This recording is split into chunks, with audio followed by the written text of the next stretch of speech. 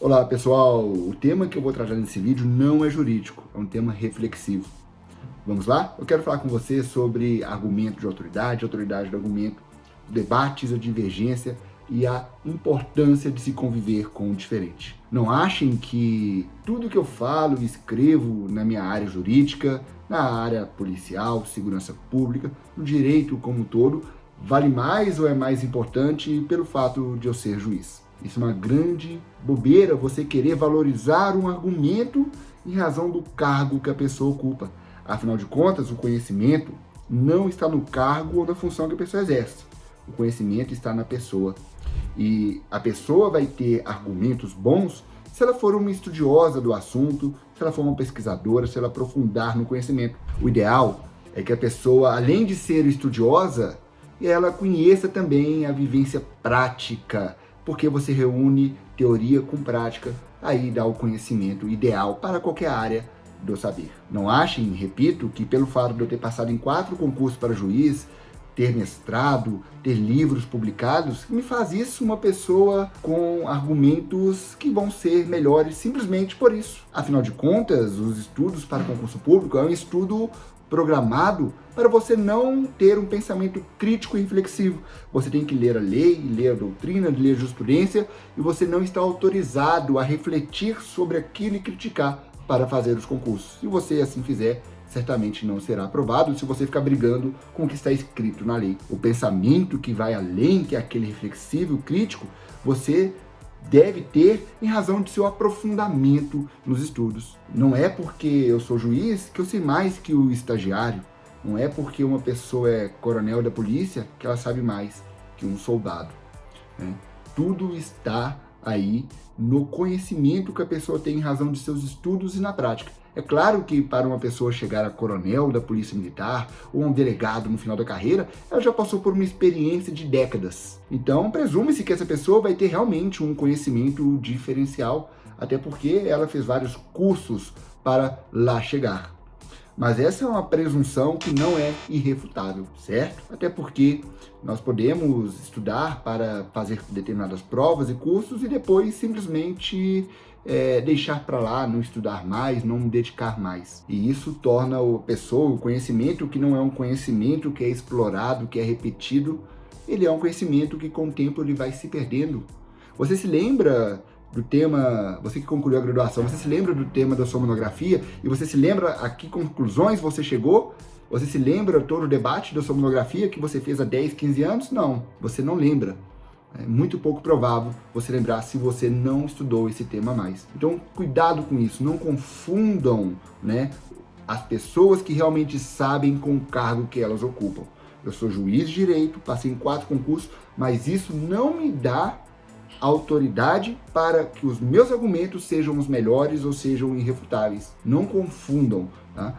Meus argumentos procuram ser baseados em muito estudo e na minha experiência de vida. Afinal de contas, cada pessoa, né, ela forma e possui pensamentos em razão de toda a sua história de vida desde quando é criança. Do seu convívio, isso ajuda a formar as ideias, as concepções, tá? E cada pessoa de uma origem diferente, ela certamente vai ter uma opinião diferente, inclusive melhor do que a nossa.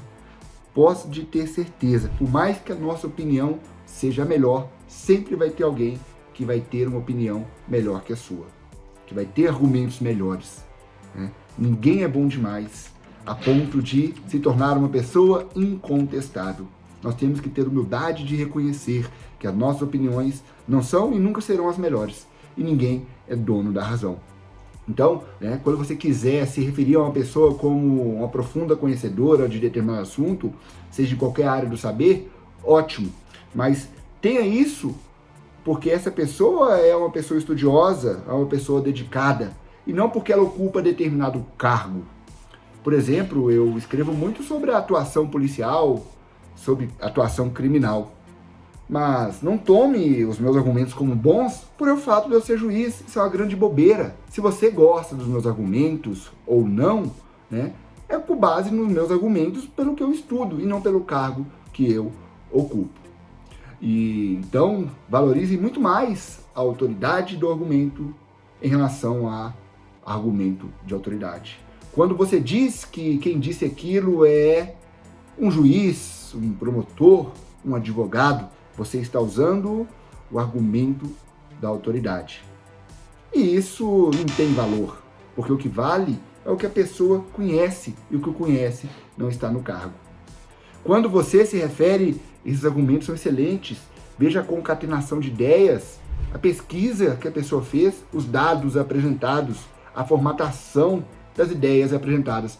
Quando você explica que aqueles argumentos são válidos em razão das ideias exploradas, aí sim você está usando a autoridade do argumento, que vale muito mais do que argumento de autoridade. E outro ponto é que nós temos que aprender a conviver com a divergência, com a pluralidade de ideias, que é essencial para a democracia.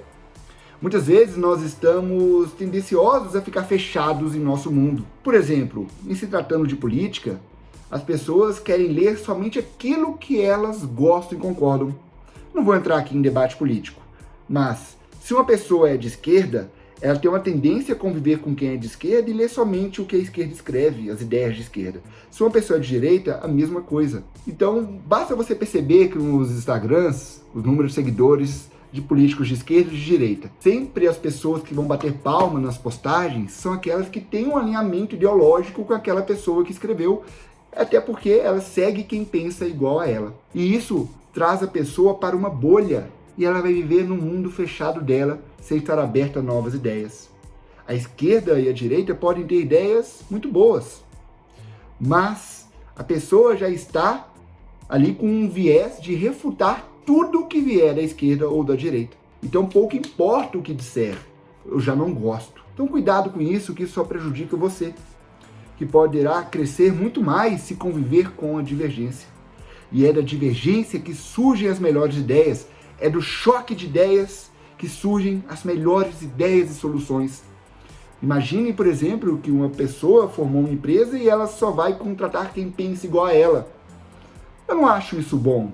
O ideal é que você tenha pessoas que pensem diferente de você para te ajudar a crescer. Aqueles que querem conviver somente numa bolha com quem pensa igual têm uma tendência a atrofiar os seus raciocínios, os seus pensamentos. E para o país, para um Estado democrático de direito, a pluralidade de ideias, a divergência é extremamente salutar.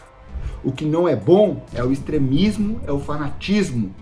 É você querer refutar qualquer ideia diferente da sua, simplesmente porque você não gosta daquela ideia.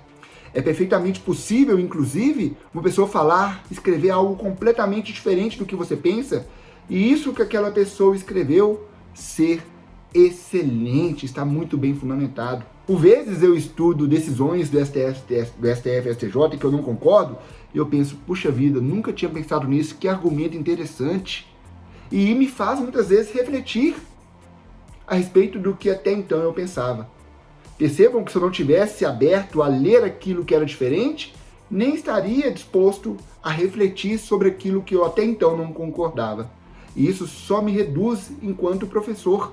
Principalmente para quem é professor, deve estar extremamente aberto a pensar diferente, a ler aquilo que é diferente do que até então pensa. Então, vamos pensar nisso, em conviver com a diferença, em ler aquilo que nós não concordamos, e a partir do momento em que nós estamos abertos a isso, nós vamos melhorar muito mais aquilo que a gente pensa. Seja para melhorar os nossos argumentos, ou até mesmo mudar de ideia.